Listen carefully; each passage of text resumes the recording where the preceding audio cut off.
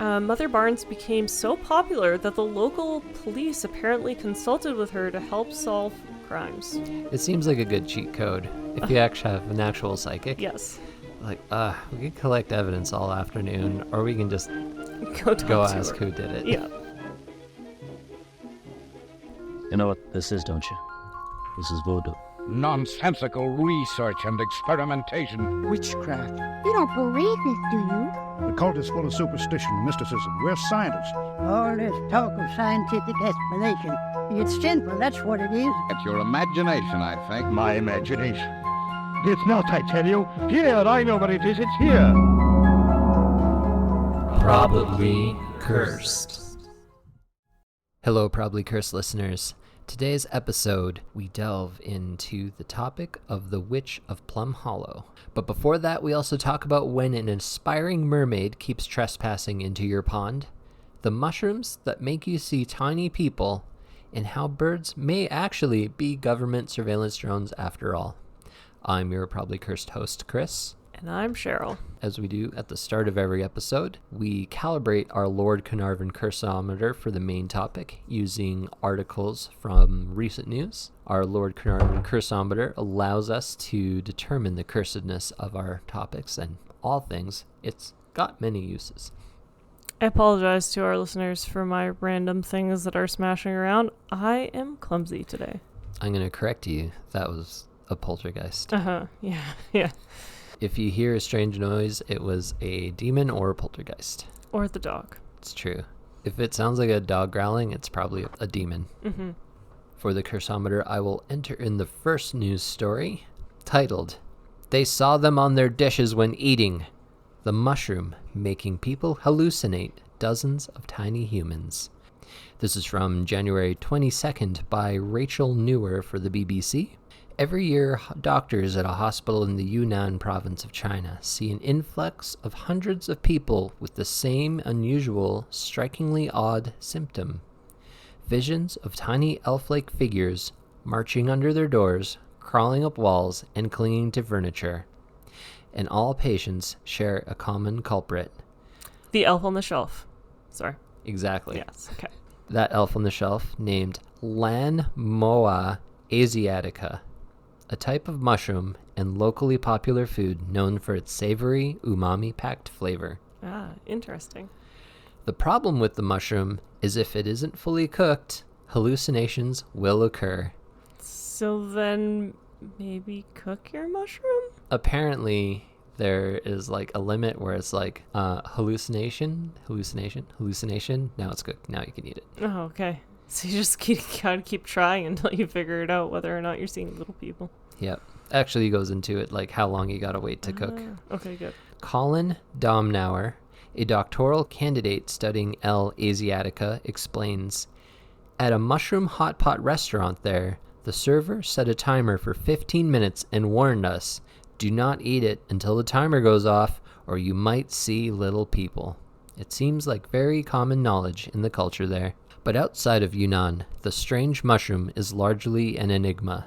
There were many accounts about the existence of the psychedelic mushroom, and many people who looked for it, but they never found the species, says Juliana Furci, a mycologist and the founder and executive director of the Fungi Foundation, a nonprofit group dedicated to discovering, documenting, and conserving fungi.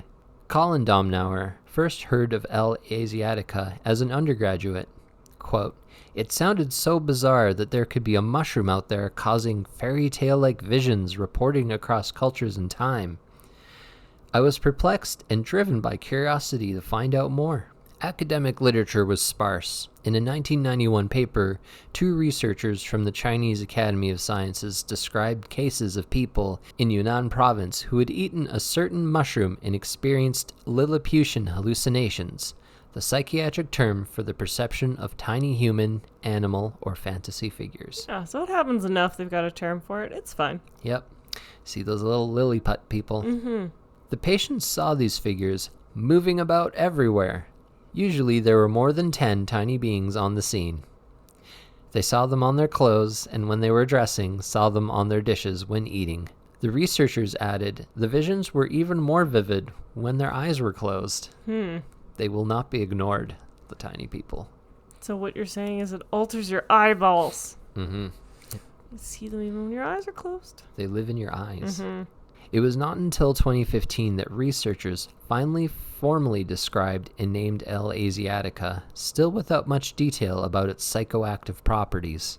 I mean, they just gotta take some without cooking it. Problem solved. So, there's a reason why this guy, Domnauer, has not taken it.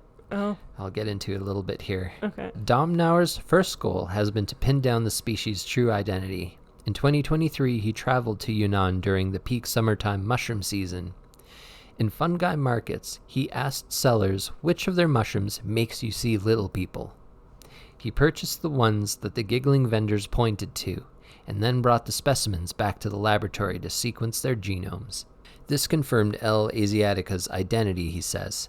Chemical extracts from lab specimens produced behavioral changes in mice similar to those reported in human. I don't know if they saw little people or Yeah, not. I was gonna say, how do you test that? Would the mice see little mice? Mm-hmm.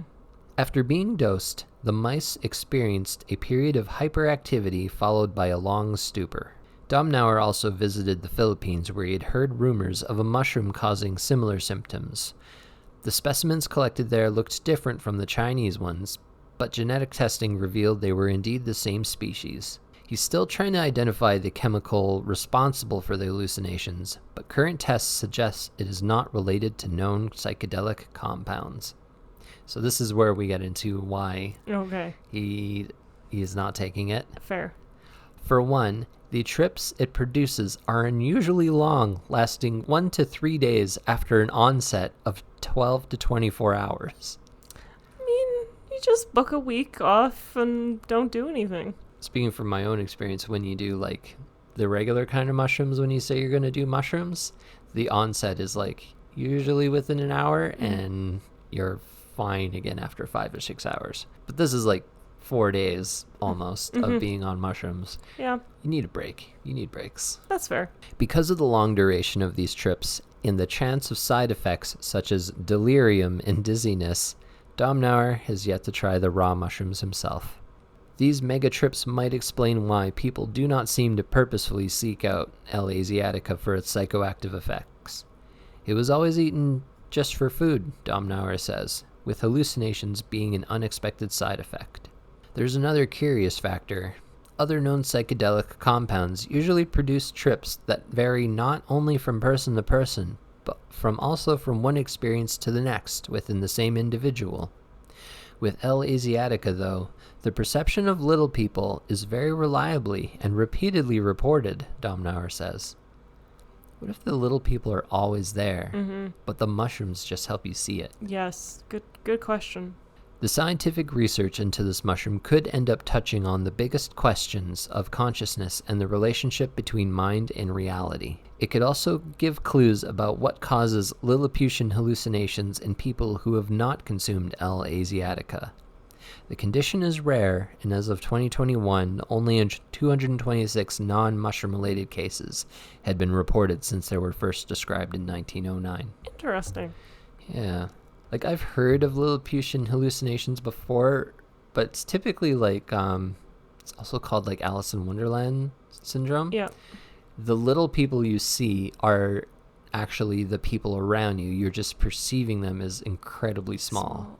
Interesting. And you're perceiving yourself as big. Hmm. And apparently the reverse can also happen with the Alice in Wonderland, which she also achieved by eating mushrooms. Yep, she sure did. It's all coming together. Yeah. Alice in Wonderland from the Yunnan province in China. It just means Lewis Carroll at some point went to China and had some of those mushrooms. It's true. Yeah. And he's like, once I can get out of this delirium and stupor, I'm going to write a great book about this. That is the first news story input in the Cursometer. Cheryl will input the second news story. So this article is titled, Nude Louisiana Woman Attacked Cop Who Told Her to Leave Private Pond Trying to Be a Mermaid. This is from January 7th by Chris Harris for the U.S. Weekly. On January 6th, police were called to a trespassing complaint in Linville. The caller explained that her neighbor, Erin Elizabeth Sutton, 41, was swimming nude in her pond despite repeated previous requests not to. This time when asked to leave, Aaron just started screaming and refused to leave. If you can't go for reason, go for volume. That's how you win an argument. That's what the internet has taught me, all caps. When deputies arrived, they tried reasoning with Sutton, who at first refused to get out, telling them she was trying to be a mermaid. Stop. I'm not gonna let my dreams be dreams anymore. This feels like a Florida woman story. Uh-huh. Louisiana woman? They eventually coaxed her out of the pond and called EMS to evaluate her. But when they attempted moving her somewhere indoors, she charged at one of the deputies. Sutton was tased to zero effect, and she continued advancing towards the officer, where she kicked and punched him. She was restrained and taken to the hospital, allegedly threatening to kill the deputies and the paramedics the entire way. Have you ever been so mad that you couldn't be a mermaid? That you overcame a taser and attacked an officer? I'm going to take a stab in the dark. She's on some sort of hallucinogenics. Because I once arrested somebody as a security guard who was convinced that her best friend, Chris Angel, was going to appear and kick all our asses. It did not happen, but I waited. Chris Angel has no idea where I am now. It's true. Yeah. I bet he appeared 20 minutes after you had all left. Mm-hmm. He was in a karate pose, but no one was No one's around. there. So that's what I think when I read this. That is what that woman is dealing with, is some sort of drug. They're lucky she didn't have a trident with her. Yes, no kidding. So she has been charged with 3 counts of resisting an officer with force or violence, 2 counts of public intimidation, 2 counts of battery of a police officer, 1 count of disturbing the peace / drunkenness, and 1 count of criminal trespassing. Huh. I'm surprised there's no substance use one. I guess there's drunkenness, but that is not being drunk. She's an all-natural mermaid. Uh-huh. No substances improving her ability to perform as a mermaid. But then why did she say she was trying to be a mermaid if she was clearly a mermaid? She was just waiting for the skin between her legs to stitch together and Okay. her feet to turn to flippers. Mm-hmm. This is how I assume mermaids are born. That's right. Right, Cheryl has input the second story. I will input the third and last story, titled Russian Startup Hacks Pigeon Brains, Turns Them into Living Drones.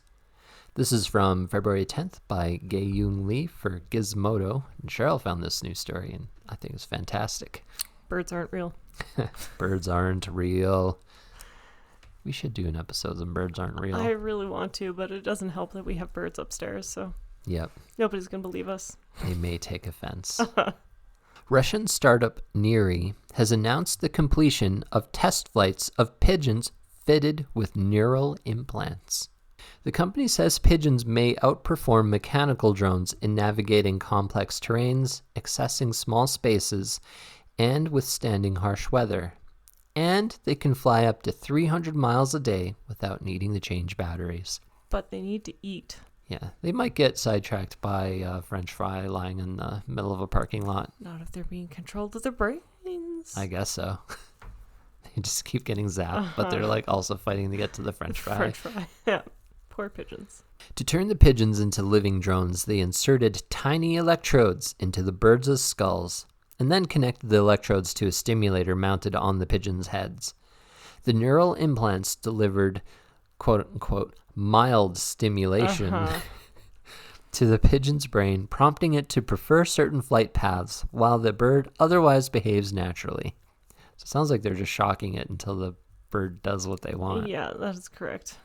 The pigeons can be deployed almost immediately after surgery, which the company claims poses a low risk to the bird's survivability. They don't say anything about its ability to find mates or... Yep. Just saying.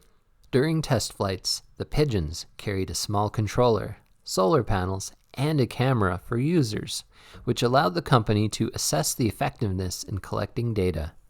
How those pigeons fly, that is a lot of equipment for a pigeon to hold. Yeah.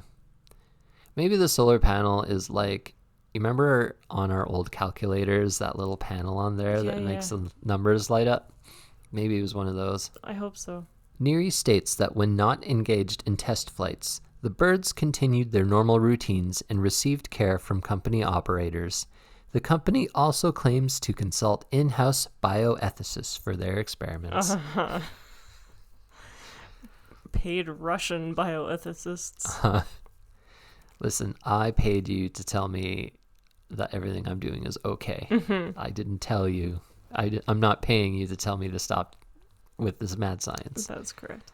However, Neary has yet to provide independent reviews from third-party sources, leading to some experts to question the ethical implications of the technology. Neary has also firmly insisted that PJN-1 pigeon Nice. is strictly restricted to civilian use, saying it makes every effort to ensure our bio-drones are used exclusively for civilian purposes with no concealed or secondary use. Yeah, because we believe what the Russian government says. I'm just imagining the toy commercials for a pigeon with electrodes on its head. Get it for your child this Christmas. As for the involvement of Russian government-related investors, Neary states that government support is a common and widely accepted worldwide practice. In all major countries, breakthrough technologies are supported by the state.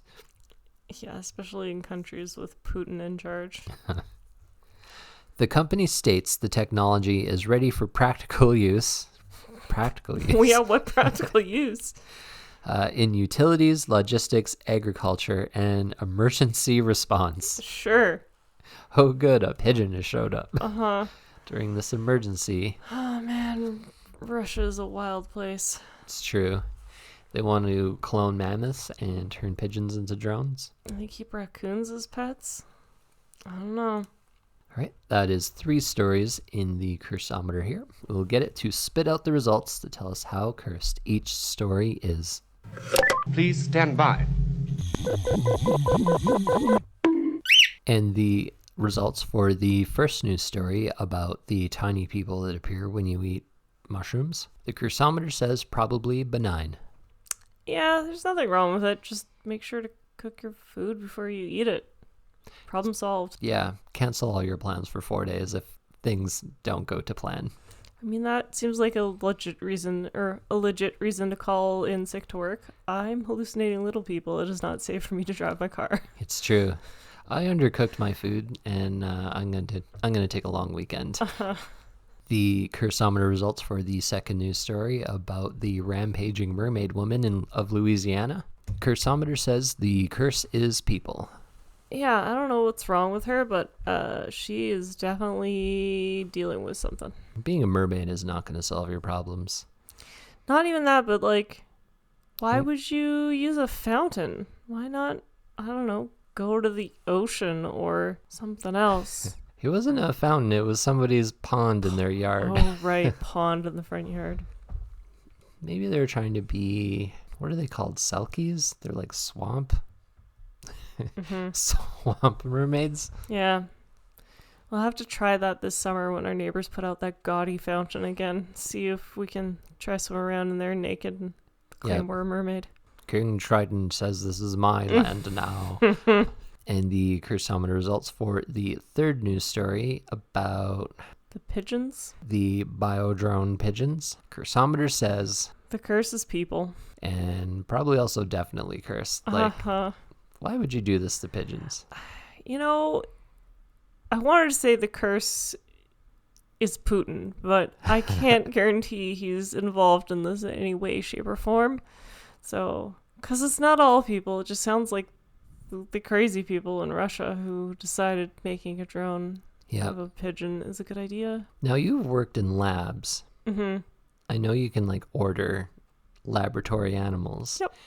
Are there laboratory pigeons? Yeah.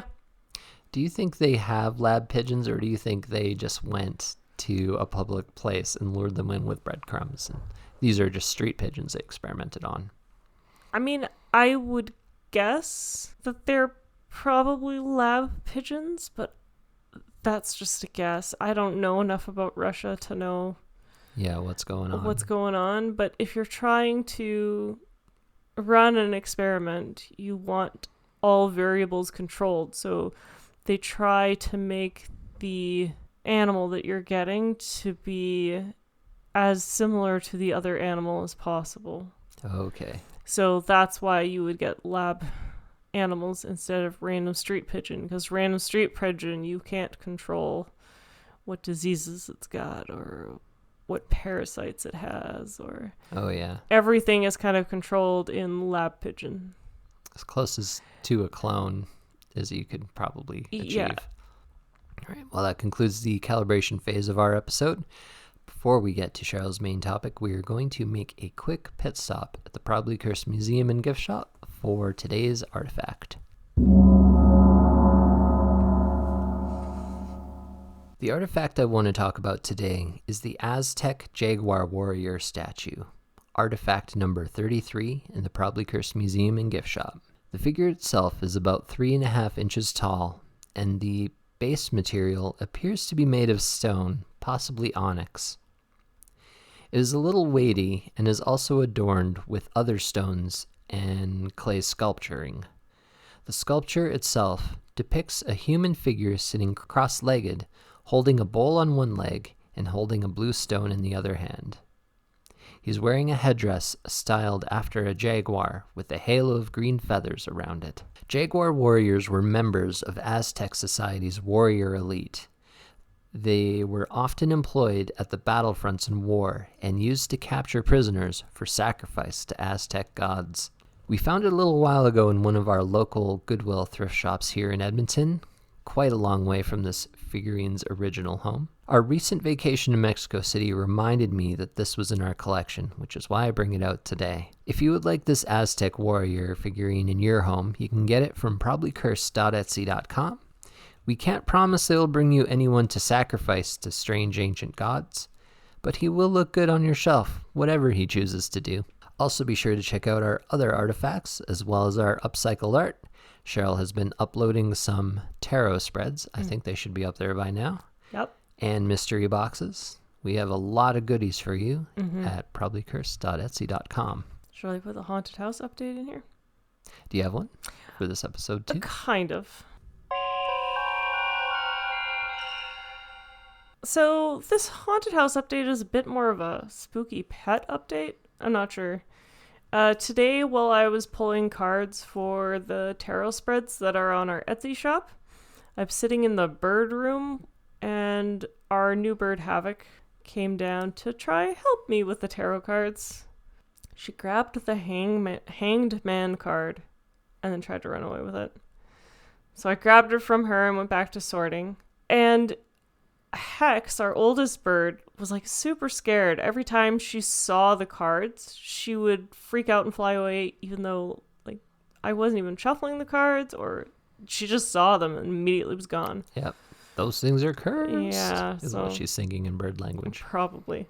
But Havoc was like super, super interested in the cards. Like she just kept coming back to try chew on them or grab them or play with them. So I decided to see what would happen if she picked some cards to put into the tarot envelopes.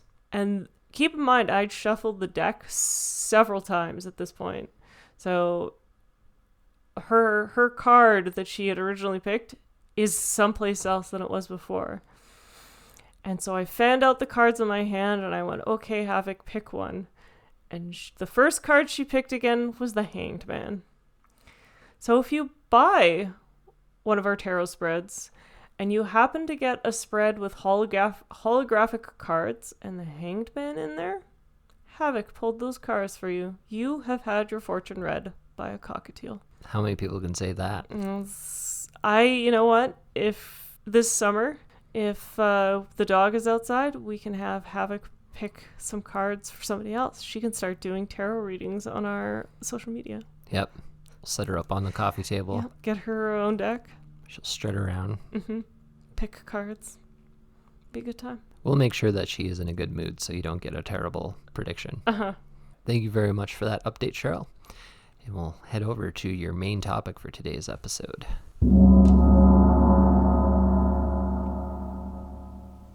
In Sheldon Cemetery, just slightly northwest of Sheldon Corners, Ontario, is an unmarked and hidden grave for a remarkable woman named Elizabeth Barnes, Mother Barnes, or known to some as the Witch of Plum Hollow.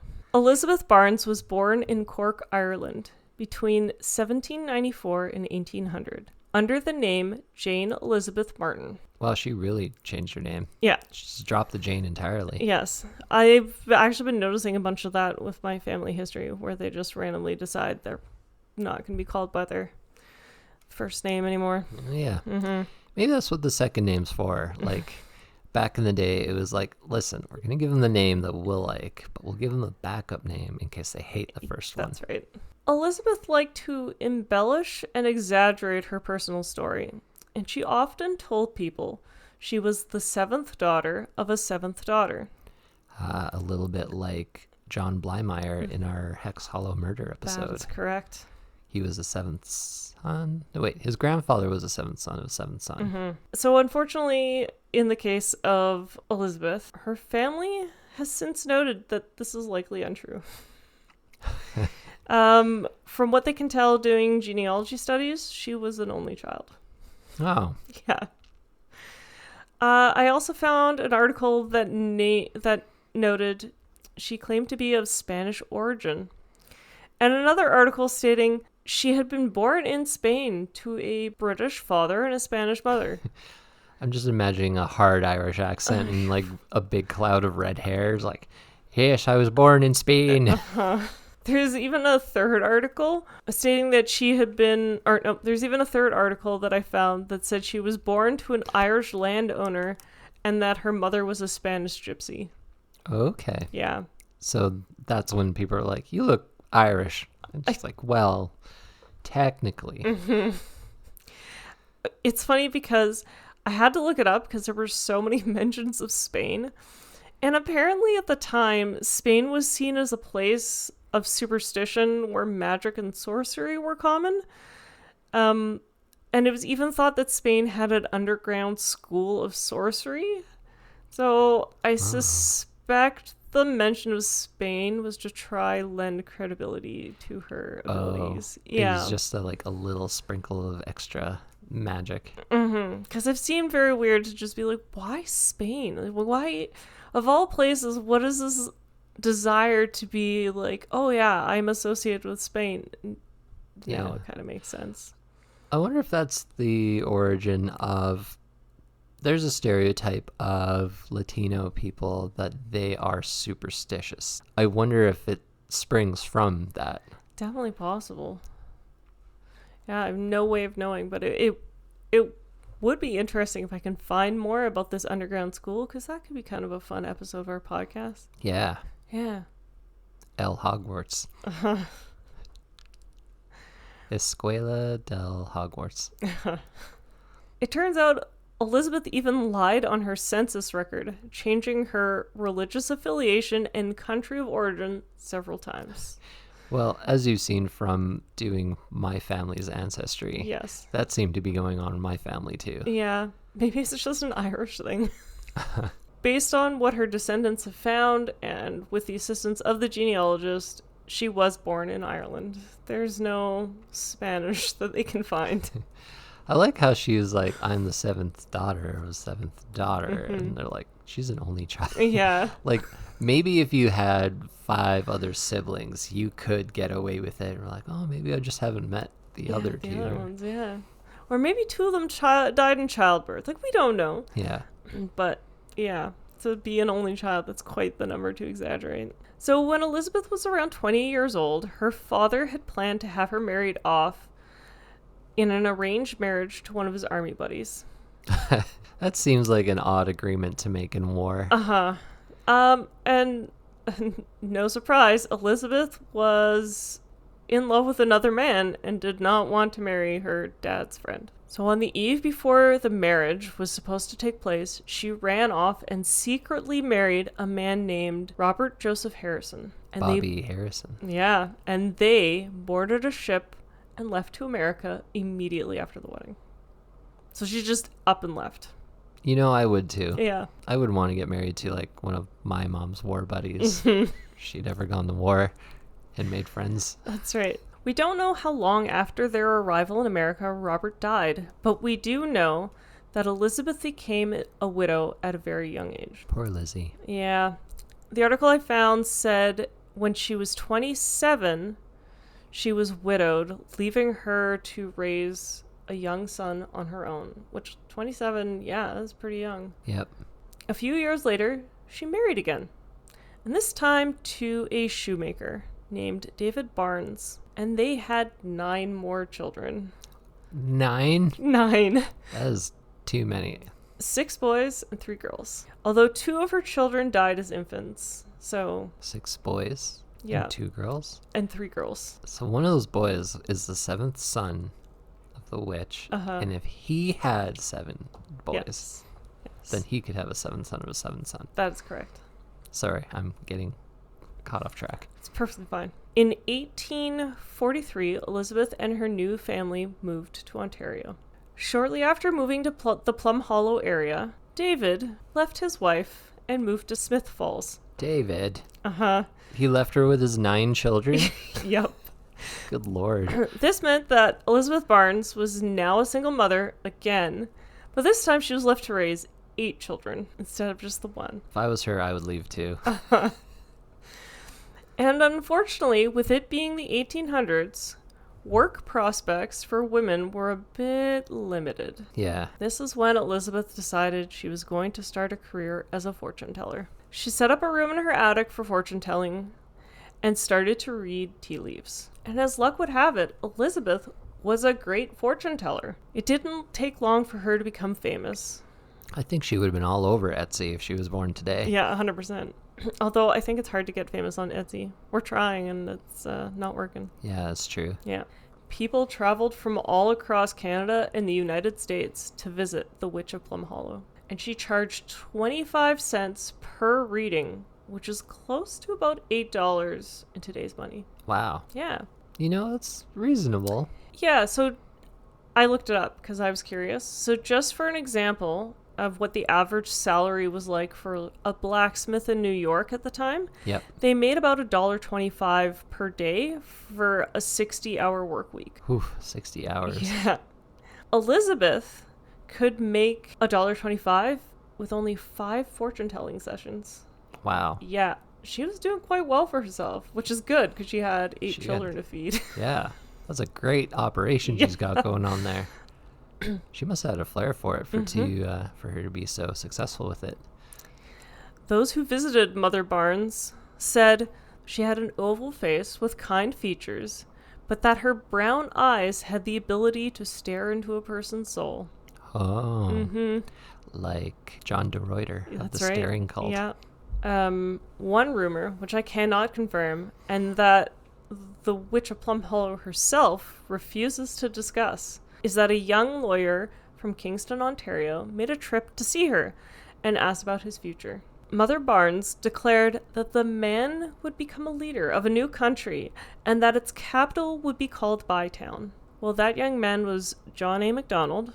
For our non-Canadian listeners, he was Canada's first Prime Minister. And the town formerly known as Bytown is now Ottawa. Crazy. Yep. Again, she won't confirm that this ever actually happened, but people Bet she gave a wink. It's like, Uh-huh. I'm not allowed to talk about that. Yeah, she just kind of kept it to herself. This isn't the only account of her clairvoyant abilities. One day, 2 young couples drove up to her cabin in the hopes of learning about their futures. One of the young women had traveled into town to visit a potential suitor.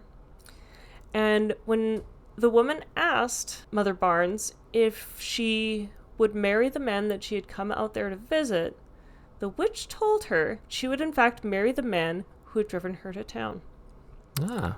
And when that man who had driven her entered the room shortly thereafter, Mother Barnes also told the man, the girl who just left the room will be your wife. Ooh, she's playing matchmaker. And the 2 were married within 2 years. I just want to call back to the John A. Macdonald story. Uh-huh. Not the last time a Prime Minister of Canada consults with psychics. Yeah. If you listen to our first episode, Mackenzie King also. Also, it seems like Ontario is a very happening place for psychics back then. It's a little weird. I bet there's ley lines. Uh-huh. There's always ley lines where psychics are involved. On another occasion, Mother Barnes welcomed a group of young people to her house. After reading the fortunes of all the people in the group, an 18-year-old girl was the last party member to sit down. Witnesses claim that Elizabeth looked visibly distressed, and after a few moments of awkward silence, she returned the girl's quarter, got up from the table, and said, "I can see no future." And then she walked out the door with the 18-year-old girl, escorting her back to the horse-drawn buggy that had brought her and the group to the house. And the witch then watched the people leave her property. Mother Barnes then walked back into the cabin and sent away the rest of her visitors, once again saying, "I can see no future." About an hour later, word was sent back to the cabin that the horses that had been pulling the buggy were spooked by a train, and in the commotion, the 18-year-old girl had been thrown from the buggy and died. Crazy. She was the only person in the party to have been injured in the incident. So extrapolating from this, I assume that she believed her powers of seeing into the future. The future is fixed. She can't change what's going to happen. I guess so. Because I feel like she would have tried. Yeah, It'd be if like, she thought she could. Yeah. Yeah. Like, just hang here for another hour before you head back, and then you'll miss the train. Yeah.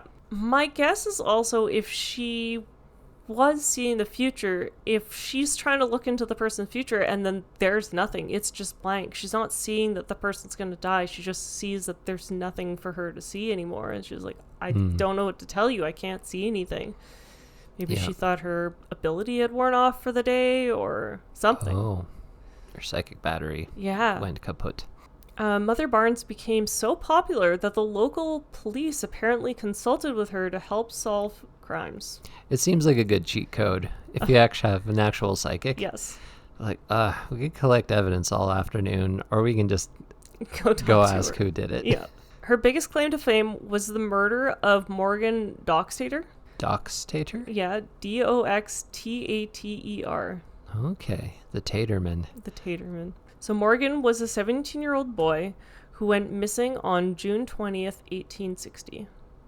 Morgan's cousin, Edgar Harter, claimed that the 17-year-old boy had accidentally drowned in Charleston Lake, which is along the Ontario-New York border.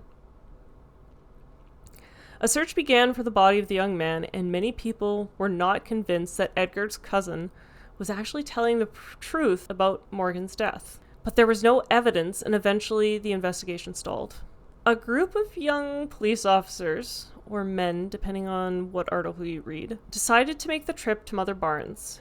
When they arrived, even before the men had spoken a word to her, Mother Barnes informed them she knew the reason for their visit. She told them that the ghost of Morgan had visited her and told her where his body could be found. He indicated that his body had been hidden to help cover up his murder, and Mother Barnes directed the searchers to a location of the body, stating that they would find it under a fallen tree, partly submerged in the water, and she was even able to provide information about Edgar Harter's part in the crime, which led to his trial, conviction, and murder/subsequent... Oh, wait, let me redo that. Which led to his trial, conviction for the murder, and the subsequent hanging. I wonder if she could see no future for him, too. I mean, I feel like if you've helped sentence someone to death, you may as well do a fortune-telling reading to see if there's any future. It's true, just to see. So Morgan Doxtater's grave is in the old Evan Mills Cemetery in New York State, and the inscription on his grave actually says, Morgan Doxtater, age 17 years old, who was murdered by his cousin Edgar Harter on June 20th, 1860, at Charleston Lake, Ontario. Another grim story I found in a local paper from the time is when a farmer went to Mother Barnes because he had lost 2 calves, and he couldn't find the animals anywhere. The witch informed him that the calves were dead and that their bodies were buried somewhere along the edge of his pasture. Whoa. She also informed him that the farmer that the calves had been skinned, that their skins were drying in all the articles said Mr. Blank, but it's not Mr. Blank. They redacted his name, so they didn't put his actual name. Oh. But basically, the skins were found drying in Mr. Named Redacted's barn. John A. McDonald. Yeah, hanging from the beam in the rafters. He let all that veal go to waste. I guess so. He's like, I just want a cool jacket. On a lighter note, though, I think that's another example too of, the farmer's like, you know what, I could look around or I could just cheat and go see the Witch of Plum Hollow. That's right.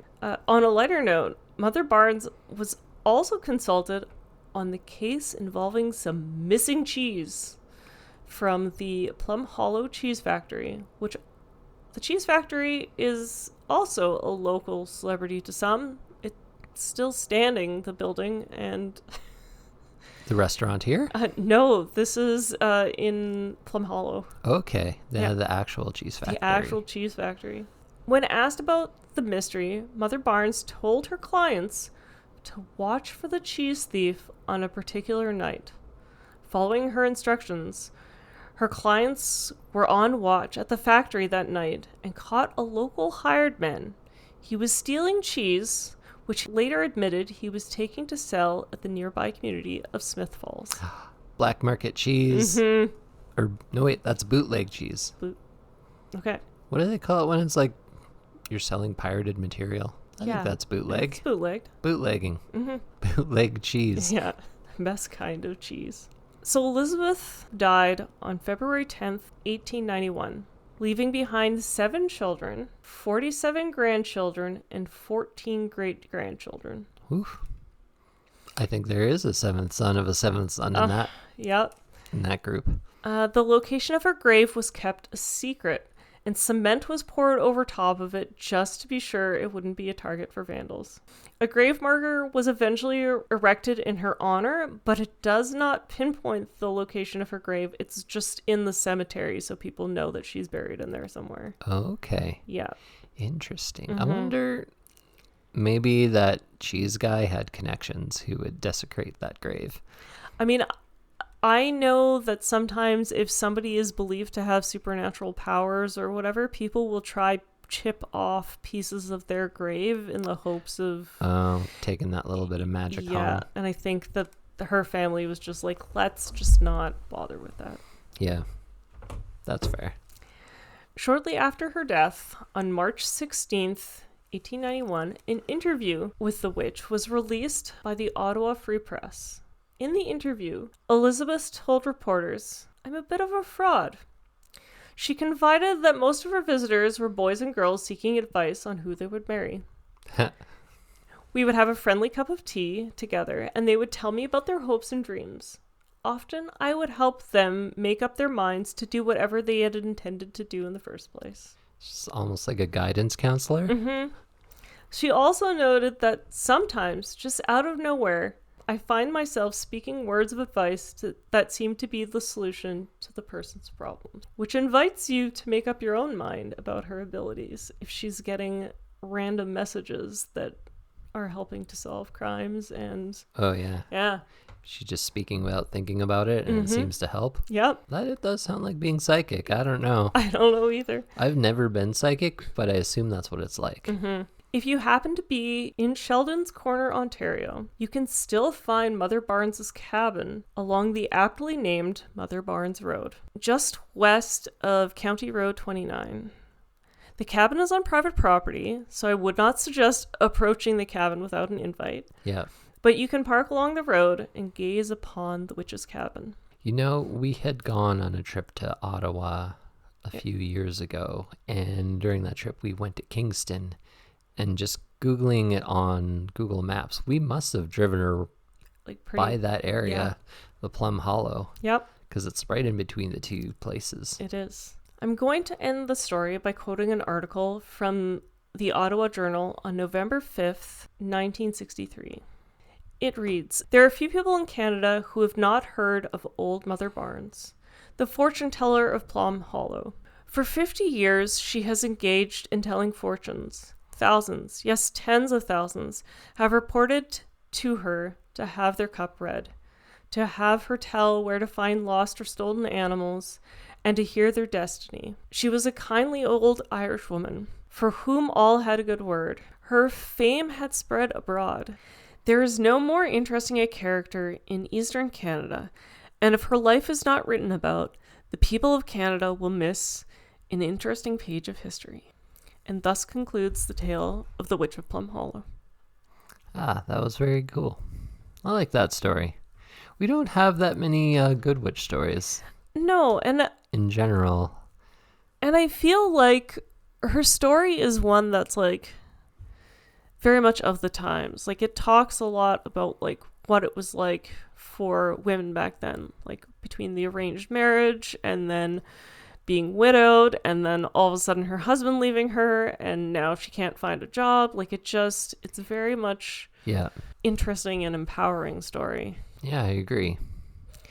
And her family still lives in the area, so they actually own the land that the cabin is on. So it's still being kept in the family, even though, you know, she died over 100 years ago at this point. I wonder if they have ever thought about turning that into a tourist attraction. They have, and there is actually a museum in the cabin. Oh, we could have totally seen it. Yeah, we could totally see it. It might not actually be in the cabin. Actually, let me correct that. It might just be in a building close to the cabin, but there is a museum dedicated to her out in Plum Hollow. I mean, she was there in 1845. Yeah, so she died in 1891. Yeah, that'd be like a 120-year-old cabin. Yeah. If it's still standing in a field somewhere. Yep. So I'm pretty sure that they've taken someplace else and turned it into the museum. But there's a woman that actually, she is a reenactor. So she dresses up like the witch, and she will read your tea leaves if you want. Cool. Yeah, so it's and that's how a lot of this information came to be, was that the family has done all this research on her. So I wonder if she's helping the local teens get partners. Yeah, find love. That'd be interesting. We will get the cursometer to tell us the cursedness of the Witch of Plum Hollow. Please stand by. And the cursometer says, probably blessed. I agree. This is a good witch.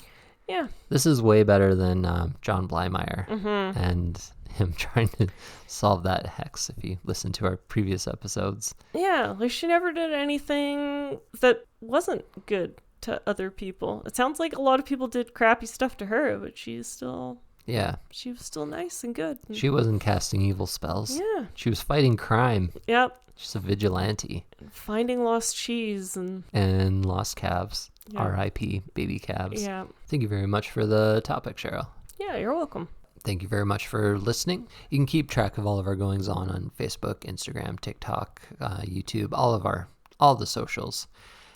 If you go to our website, our social media is also linked on there, probablycursed.net. And if you have money burning a hole in your pocket, be sure to check our probablycursed.etsy.com shop for our cursed artifacts and upcycled artwork, tarot spreads that Cheryl's working on. We're putting all sorts of stuff up there that I think you might like it. You should go check it out. Yep. You can also send us episode ideas. If there's an episode you would like us to cover, send us an email at probablycursedpodcast@gmail.com. And as always, stay spooky. Stay spooky, everyone.